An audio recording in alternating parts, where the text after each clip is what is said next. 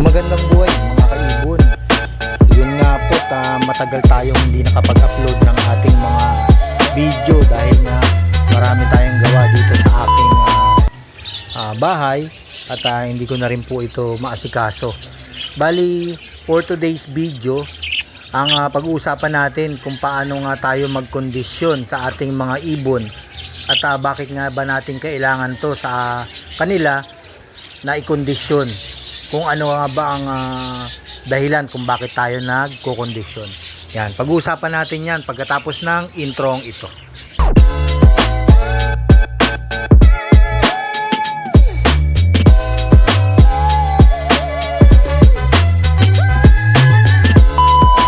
Ayun nga, welcome back mga kaibon. Yan, for today's video. Yan, pag-uusapan natin yung pagkukondisyon sa ating mga ibon. Yan nga, bakit kailangan natin ito gawin sa kanila. Magbibigay ako ng mga gabay or tips sa pagkondisyon ng ating mga ibon at i-share ko itong pagkukondisyon dito rin sa aking ginagawa sa aking ibunan para makondisyon nga yung aking mga ibon. At i-share ko din sa inyo kung paano nga yung mga gawa ko sa pagkukondisyon sa kanila. Bali, bakit nga tayo nagkukondisyon ng ating mga ibon? Para nga maging yung pagbibreed nila, maging fertile lahat yung kanilang mga ibon at hindi sila nagkakasakit at hindi sila nagkakaroon ng mga parasite sa kanilang mga katawan, lalong lalo na po yung mga breeder. Siyempre pag nag-itlog yan, kailangan maging fertile lahat yung kanilang mga itlog at pag napisa ito at maging malusog ang kanilang mga sisiw at hindi kaagad sila agad tatamaan ng mga sakit. Yan, lalong lalo na itong panahon natin ngayong nagdaang araw maulan at biglang iinit. Siyempre nandyan yung magkakasipon sila at pwede rin silang biglang mamatay dahil nga sa sakit na kanilang tatamaan. Kailangan nga natin talaga sila i-kondisyon. Yun nga, sa panahon nga ng sinabi ko, may uulan, tapos iinit. Itong ulan na iinit. Siyempre, yung mga immune system nila, siyempre, mahina yan sa mga ganyang klima. At hindi dapat sila pabayaan kasi nga, kaya nga tayo nag-aalaga ng ibon isang responsibilidad natin yan, parang pamilya rin natin yan, parang mga anak na kailangan bigyan natin sila ng masustansyang pagkain at bigyan ng mga bitamina sa kanila para maging suporta natin sa kanila sa kanilang pag-iitlog o pagpapisa ng kanilang mga inakay.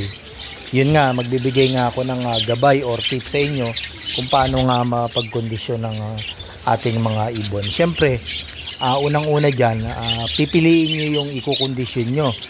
Tulad ng meron na kayong mga proven pair na minsan nagloloko, binabasag ang itlog at hindi na pipertil yung kanilang mga itlog. Ayun ang pwede nating ikondisyon para maging sa susunod na breeding nila ay maging fertile na at mapisa na yung kanilang itlog at hindi sila makaisip na basagin or ihulog yung kanilang mga itlog.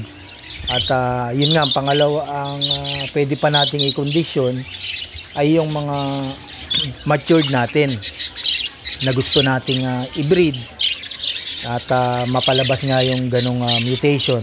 Kasi di ba sa atin na mga breeder o baguhan na gusto natin magpalabas ng mga bagong kulay na hindi natin nakikita sa ating ibunan, na gusto nating makuha na sana yung ganong kulay na yon na mapalabas nila sa kanilang mga inakay. Yun nga, yung unang-una ay pipiliin natin kung ano nga yung dapat nating i-kondisyon na mga breeder or proven pair or bagong matured na mga ibon. Yun nga, pangalawa, gagawin natin dapat yung pagkukondisyonan nila, halimbawa magkukondisyon tayo, siyempre ilalagay natin sa isang malinis na cage ihiwalay natin yan sila sa kanilang kulungan, na kailangan may malinis na patukaan, may malinis na patubigan. Siyempre, kasama rin sa pagkokondisyon yan, kailangan malinis yung lugar nila, yung paglalagyan natin. At walang mga predator na madadaan sa kanila. Kasi ang pagkokondisyon talagang ipapahinga natin sila, walang mga istorbo, at hindi sila makaisip na ma-stress sa kanilang pagkokondisyon. Yun nga, yung pangalawa na yun. Yung pangatlo ay kailangan natin silang i-deworm. Yun nga, yung pagde-deworm, siyempre, doon nga natin uumpisahan yung pagkokondisyon nila sa pagde-deworm. Ayun nga, ano nga yung pagde-deworm? Yun yung tatanggalin natin yung mga bakterya na nasa loob ng kanilang mga katawan, tulad ng mga bulate, mga parasite, at kung ano man yung merong sakit na pwede nating maalis sa kanila. Yun nga, ano nga ba ang binibigay kong pagde-deworm sa kanila? Yun nga po yung binibigay ko, yung hammer powder. Yun nga po yung ginagamit kong talagang tested ko na po dito sa aking ibunan, yung hammer na powder po. Mabibili po yan sa ating mga pet shop na nagbibenta ng mga patuka. Yan, mabibili po yung hammer powder na po yan.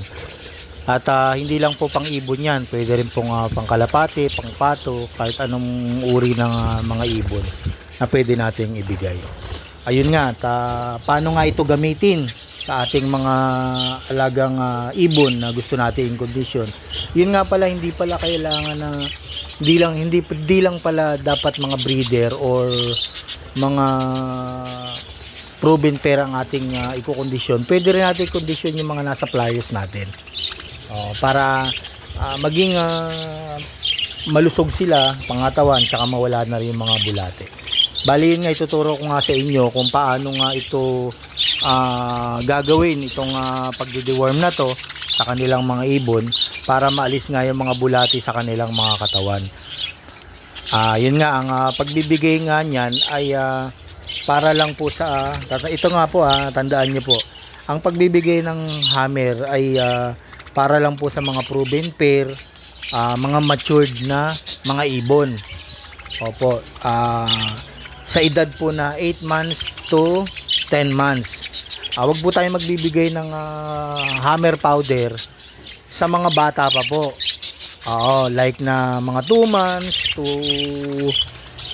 mga pataas. Basta ang pagbibigay po niyan 8 months to 10 months old ng mga ibon.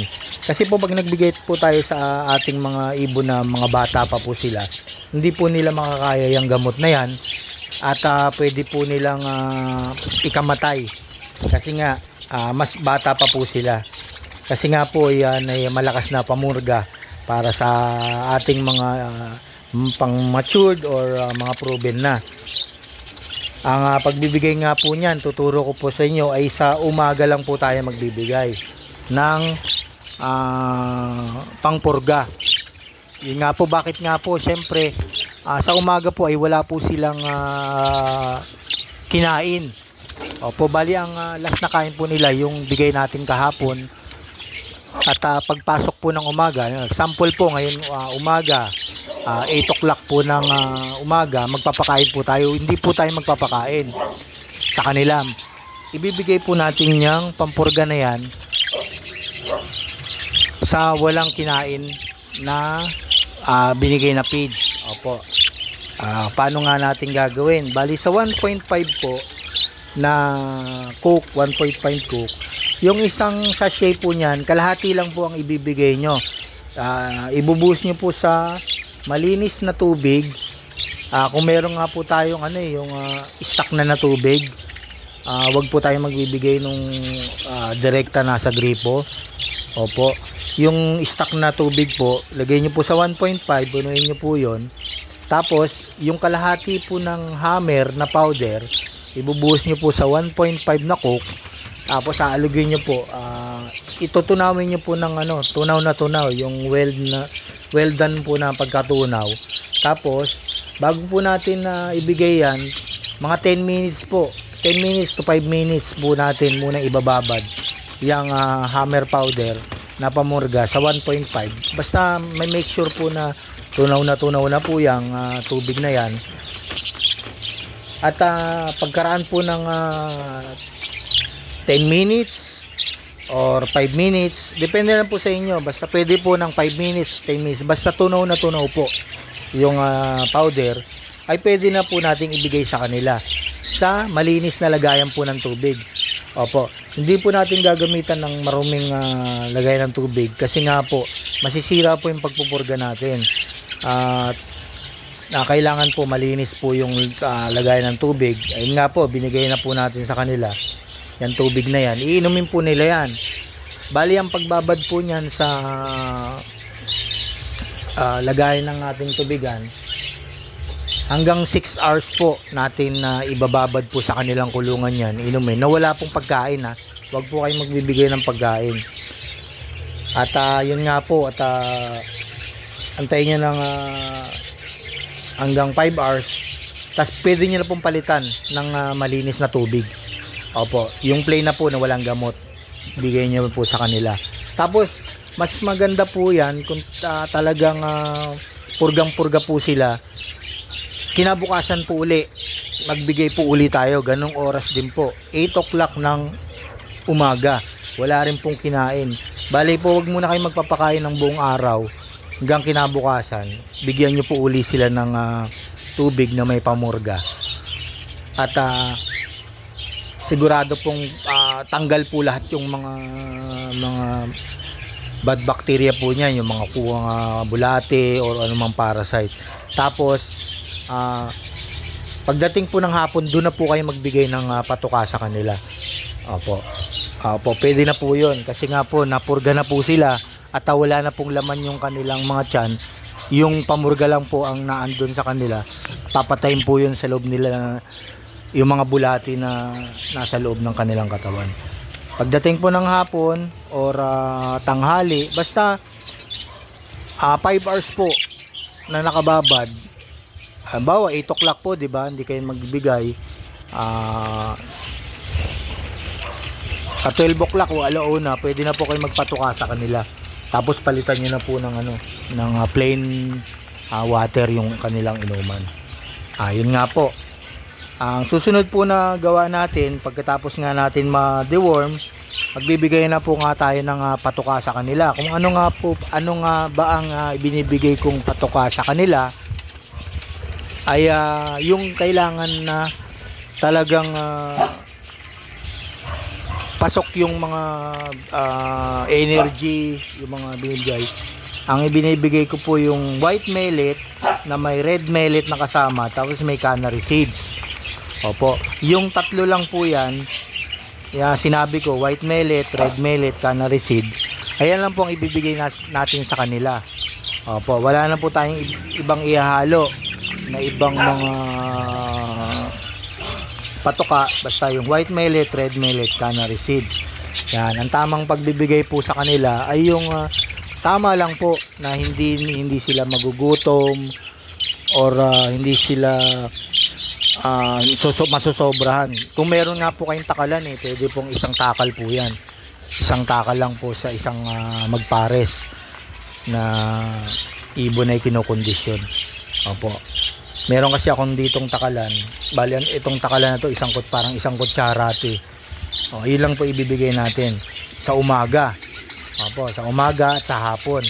Opo, ang pagbibigay niyan. Tapos, kailangan din natin ng malinis na tubig sa kanila. Ayun nga po, yung susunod po na tips na ibibigay ko, yung pagbibigay po sa kanila ng mga vitamins. Para nga po makondisyon kang kanilang mga katawan. Yun nga po, ang binibigay kong vitamins po sa kanila ay ang binibigay po sila ng Selectrogen. Yan po ang binibigay nating vitamin sa kanila para nga makondisyon. At meron pa po isang binibigay, yung Bitmen Pro. Yan, ang pagbibigay po niyan sa kanila ay tuturo ko po sa inyo. para po maging condition nga po sila. Yan, bali tuturo ko po sa inyo ang pagbibigay niyan. Yun nga po, meron po tayo dapat na 1.5 na coke na ihahalo po natin silang dalawa sa 1.5 na coke. Ang gagamitin po natin ay yung hindi po galing gripo. Kung meron po kayong stock na tubig na wala na pong chlorine, pwede po natin gamitin yon. Bali ang tamang pagbibigay po niyan ay ikukulay lang po natin sa ating 1.5 at konting amount lang po na ibubuhos nyo yung powder na yan sa 1.5.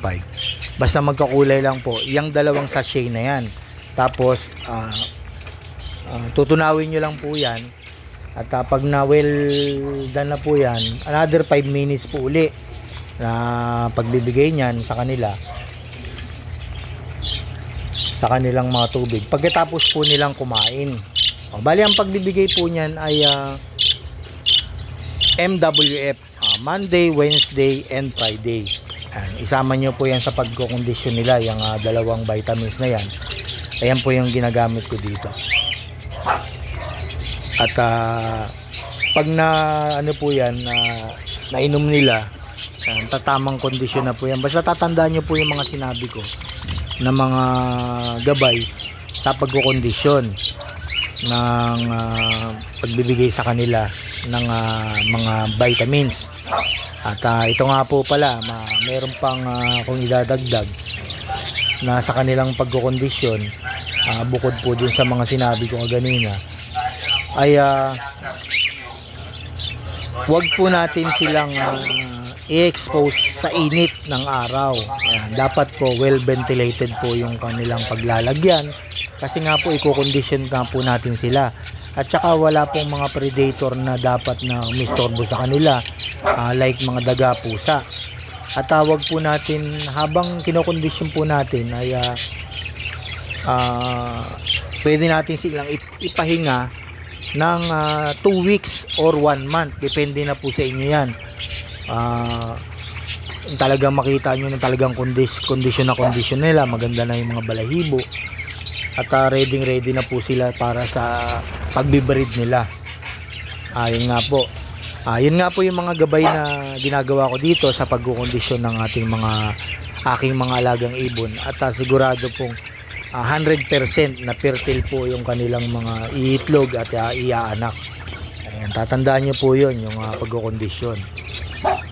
Yung mga sinabi ko po ay sana po meron po akong maibigay na tulong sa inyo na maging gabay na rin po. Pwede nyo pong gawin sa inyong ibunan at kung may mga wala po akong nabanggit na pagkukondisyon ay pwede nyo rin pong i-comment para ma-share din po nyo sa mga ibang mga viewers natin na mga newbie na bagong nag-iibon.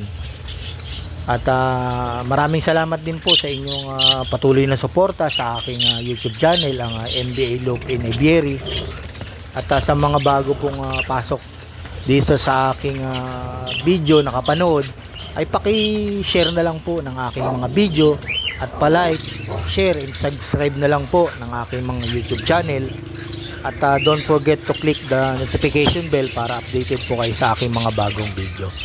Ayun ko po at maraming salamat po.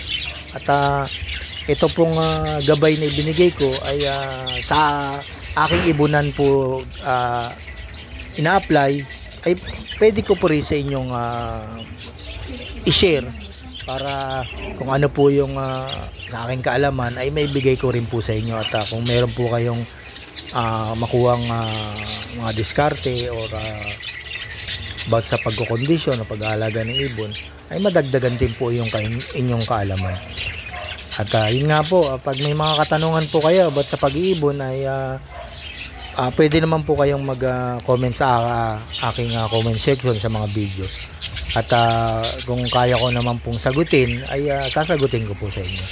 Hanggang dito na lang po at maraming salamat po sa inyong panonood at pakikinig sa aking mga sinabi at shinare na pagkukondisyon ng ibon.